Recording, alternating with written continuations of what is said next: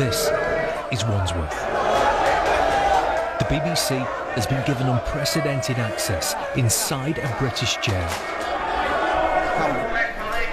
Over 7 days, we saw the fear and violence. Yeah, it's one person under restraint there, the wing looks secure. You've got to be able to defend yourself, innit? If you can't defend yourself, then you'll become a victim, innit? The drugs feeding addiction inside. You can get spice, you can get heroin, you can get crack, you can get anything you like, anything from right now. Is it easy to get cannabis? It is. I want my property! Get down! The prison officers pushed to the very edge. I think I'm probably the most stressed I've been in 24 years in this job. And the governor demanding change. Without reform, I don't know how long we could sustain the prison system.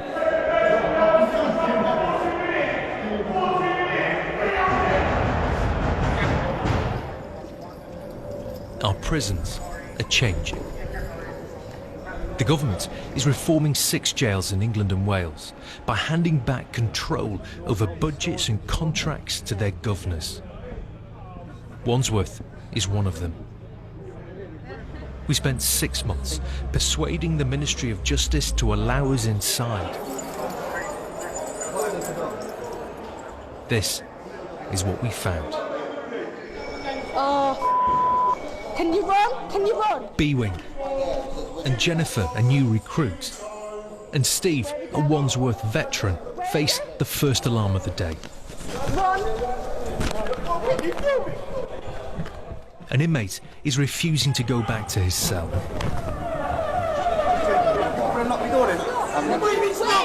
Neddy Lee. 20 years ago, he murdered a man in a fight. Get down! This is his 38th jail. He told us he was trapped in a cycle of violence.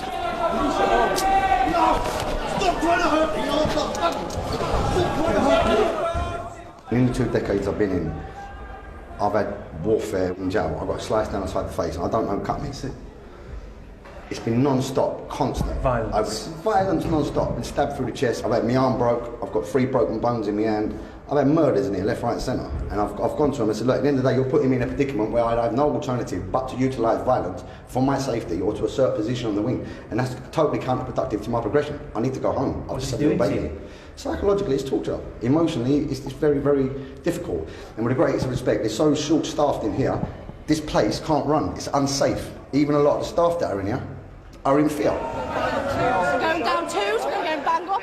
And facing this pressure, Jennifer. This is her first job inside a prison. 4 weeks in.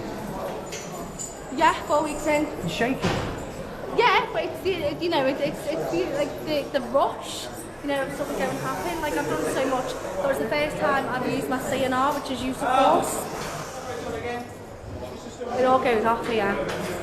Job for you. Yeah, definitely. Like, it happens on a regular basis. We just have to get used to it. At times inside Wandsworth, it felt relentless. An overcrowded, understaffed Victorian jail. This alarm is because there's been a fight in the yard. So that looks like a chair leg that was thrown down there. At least one officer has been hurt. Are you all right? We're all leaving. To understand what happened, we asked to watch the CCTV footage. There you go. On the left, you can see one inmate attack another with the chair leg, breaking his arm. In seconds, the fight spreads. We're told this was planned. 2 South London gangs fighting over respect. Every day I wake up and I think I got God with me, so I don't... Days later, we tracked down the man who started the fight. So it makes me much better. A rare opportunity to ask why. It happens every day, it's like... Violence. Violence just happens every day, just... It's maybe from this postcode and that postcode and that. And Do the gangs follow you in here? Yeah, the gang follow you. When you're a gang member, everywhere you go, you're known you're just known to a gang member and that. And when you walked out on that yard? Yeah, when I walked out in the exercise yard, I thought, yeah, I had to fight. I had to fight because if I don't fight in that, I won't be a man. So after all of the end of all of that fight and that, when I was going back in, I think he has gone. At least I made it. But this is the cost. An inmate hurt and angry. Yeah, he's waving the stick around, wasn't he? Waving the stick around, waved it at my arm, broke my arm. You got to do what you got to do. There's nothing you can do about it. You get your arm broke and you're left in your cell. 3 days it took them to take me to the hospital. 3 days. You're vulnerable in here with What the broken kind- arm. I have a lot of friends who are wrapped around me, so there's no problem for me, but another person could be very vulnerable. The threat of violence was everywhere. This prisoner had boiling water and sugar thrown over his face. Another had been beaten up. Just another fight, he said, all part of prison life. You got to be able to defend yourself, innit? If you can't defend yourself, then you become a victim, innit? How many fights have you had in here? In this jail, I had about 5, 6. 5, 6, to be honest with you. Yeah.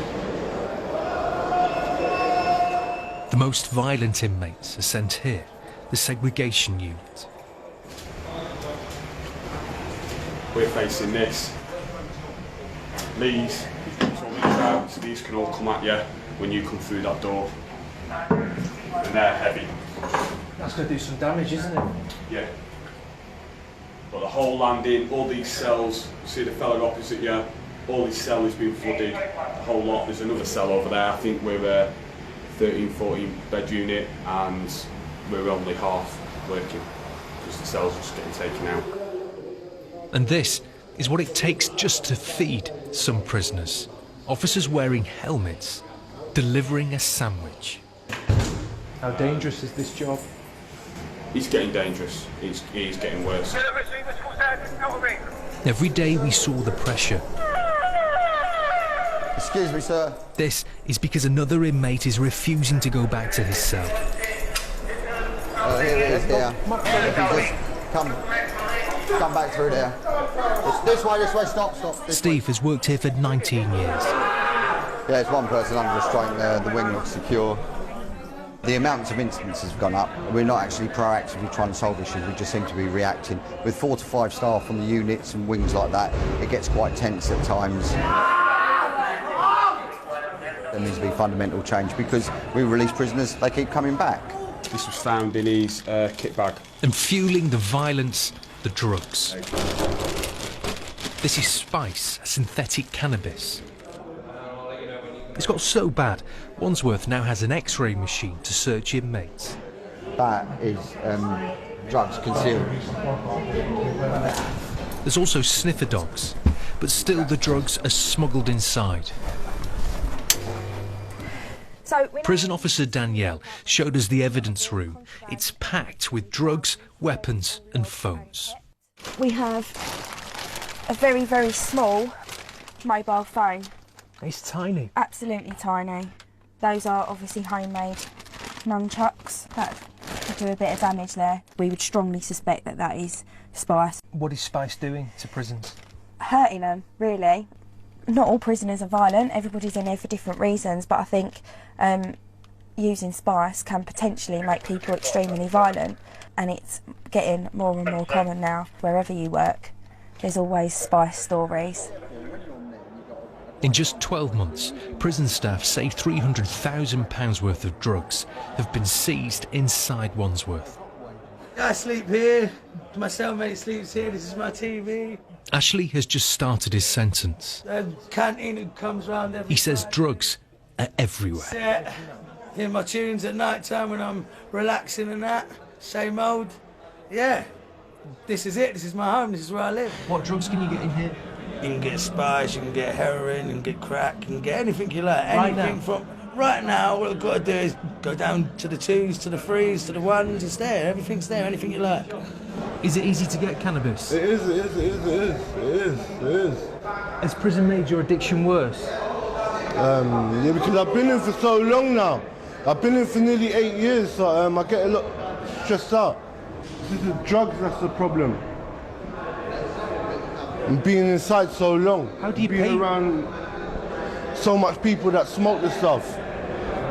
But that smell of cannabis is really... The smell of cannabis. And most days we could smell cannabis. This was B-Wing. Yeah, it's overwhelming, especially up here. And then we see it. A group smoking below us, in full view. It's just mad, like, the stops are here and that as well, and just, no one cares, like, it's like there's no order, like. But how do you feel about people smoking cannabis down there? Not good. Because imagine they can't get in next week now, then what, it's going to be fights and that. And the officers are just here, like. Obviously, it's not myth or sport. Where can you get cannabis from around here? Everyone. Is it easy to get? Do you want cannabis? I can get you some still. You get me cannabis yeah. right now? Yeah. What was Mr. saying? How does that make you feel hearing that? Well, obviously, it's not good, is it? It defeats everything that we're trying to do as a service. And many inmates told us the same story. Drugs smuggled into Wandsworth, available for the right price. I know officers that charge you, say £500 a parcel, the size of, say, 3 tennis balls, full of drugs, phones, whatever you want. This prisoner asked us not to show his face. He wanted to talk about corruption. A smartphone, you 700 quid they go for, retail price. And who brings those phones in? Officers, other prisoners. Are you just saying that though? Of course I'm not to get officers in trouble? No, of course I'm not. If it is a member of staff who is quite willing to bring in a mobile phone or some drugs, that could potentially put me on and everybody else in danger, I don't want to work with them. How big is the problem? It's hard to tell. I think there's probably at least one corrupt person in every jail. Inside Wandsworth, inmates and staff talked freely about corruption. The governor admitted there was a problem and that he had to deal with it. Corruption is the one thing that I absolutely cannot stand. And I think that's a very clear message from me, that one of the first things we would do with reform is to think very carefully about how do we deal with those issues of corruption and what do we do to tackle those staff bringing that drugs in, because that will deal with some of the issues that you've highlighted and that you've seen over the last week. But the corruption, drugs and violence are just part of the story. In Wandsworth, we found a jail facing another crisis. No good. And how are you in your mind? How are you? No good. Cut. This cut. Okay. Twice in Wandsworth, this man came to see us. He'd cut every inch of his body. Desperate, he speaks very little English. Are you getting mental health help? Yeah. I this crazy. No sleeping every day. Sleeping. I cut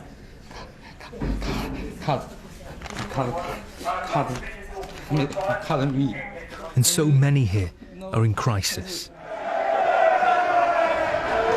This man jumped over the railings onto the netting.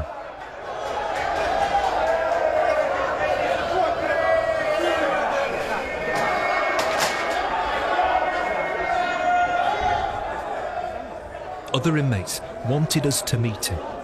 They said he shouldn't be in a jail. Severe mental health. Needs help. Who's this? They neglected Mowgli. Mowgli! Schizophrenic. Severely schizophrenic. Nuts. What's the matter with you? I want to die! Where do you want to be right now? I want to be Springfield! I want to be Springfield in Washington! Where do you want to be and what do you want? I need mental health issues. Why did they tell me when I've handed in the paper already? Why do they keep telling me? Why do they keep telling me I'm on basic mental health? In Wandsworth, officers are constantly assessing prisoners. This cell. Are you sure? Here, an inmate has smashed up his cell. He's in distress. Nathan has self-harmed. He says his mental health is getting worse. This is my artwork. Okay. This is Romeo. You can see.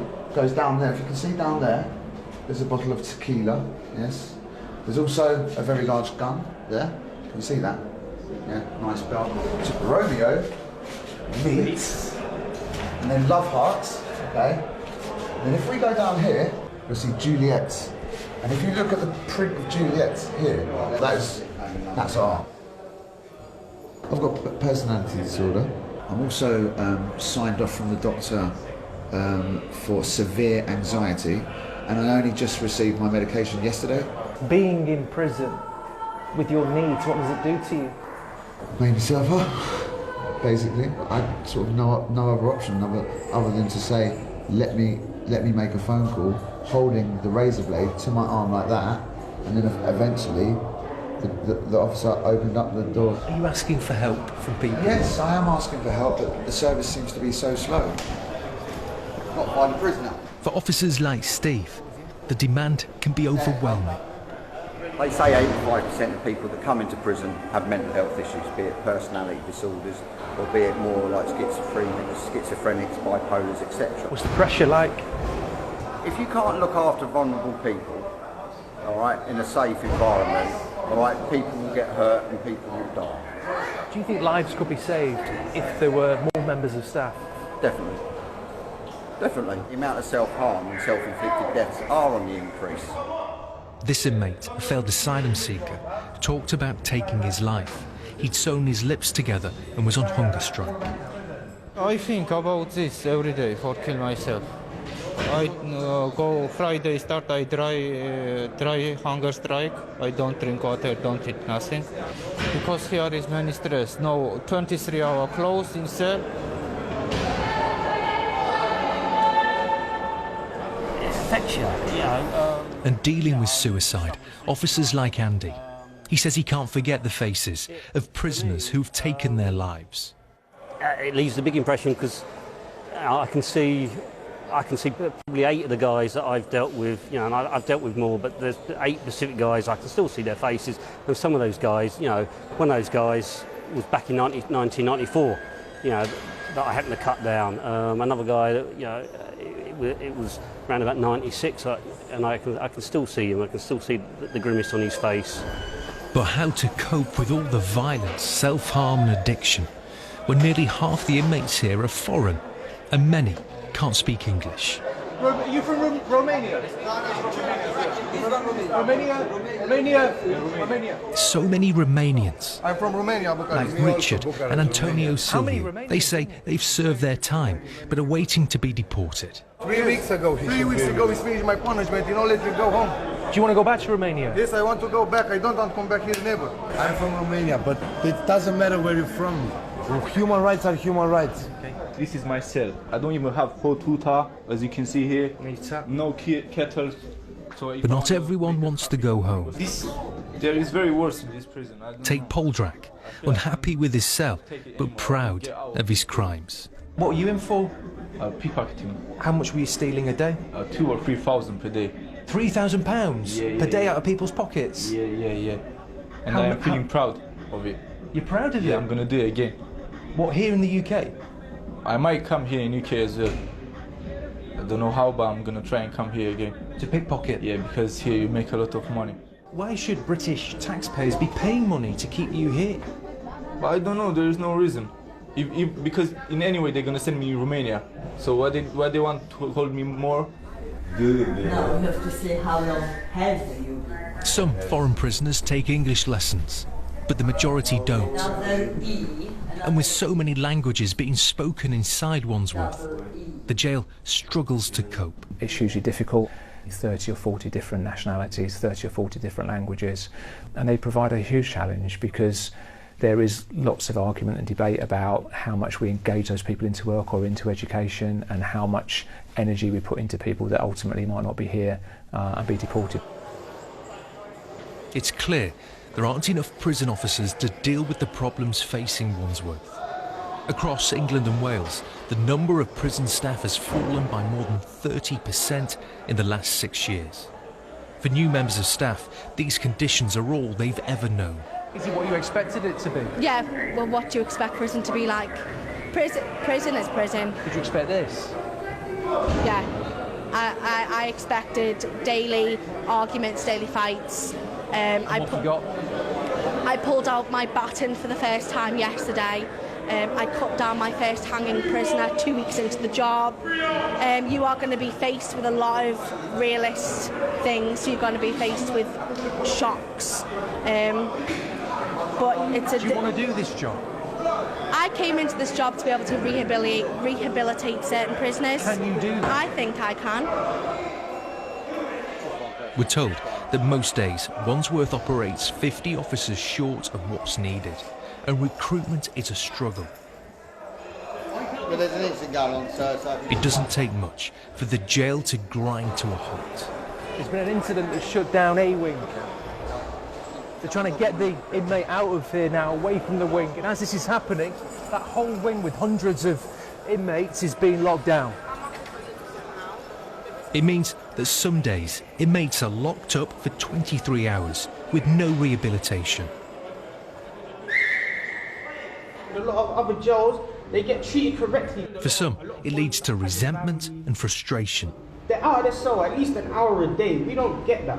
We're just here. We just get banged up. If all they say is, oh, lack of staff, we can't let you out. Like, it needs to change. Like, we're human beings as well. I don't know. I've never put one on the restraint. This prison has been Andy Topping's life, but he says the job is harder now than ever before. You know, my wife worries that I'm not going to come home. If she could, she would have me out, out the job. And it's because I care. I want to make a difference. I believe my staff want to make a difference. You know, we're struggling. We haven't got the staff. No, leave it. It's all right. Leave it. We're all right. What's happening to your mental health? I don't think people care. I don't think people care about what's happening to my mental health. But what is happening to your mental health? I think I'm probably the most stressed I've been in 24 years in this job. What's going to happen to you? If I'm like my colleagues, I'll retire and I'll die early. Andy desperately needs reform now. And many officers felt the same. Hospital. Let down and forgotten. Steve says he feels betrayed. Do you think you're appreciated? No, we're definitely not appreciated. You can tell that by the amount of cuts we've received. To actually have the strength to actually turn around and deliver care to the person that spits in your face, and to continue with that, because at the end of the day it's about the society as a whole. If we treat the most undeserving with care and respect, that says a lot about our society. The BBC was invited here to hear these stories from inmates who one day will be released, and from a governor who believes that without reform, our jails will break. How big is this moment? It's massive. It's the once in a generation, if not more, opportunity to change the system and to do something which is really positive and to do something. Without reform? We carry on running a system as you've seen it over the last week or so. Drugs coming in, mobile phones, violence being perpetuated, not having enough resources to be able to challenge some of that behaviour. Without it, we carry on doing the same old thing. We see the same faces coming through the system, we don't change people, and that's what we're about, that's what we want to do. A prison revolution is promised, but without enough staff to provide even the basics, how can jails rehabilitate and end the violence, addiction and self-harm? The lives lost behind bars.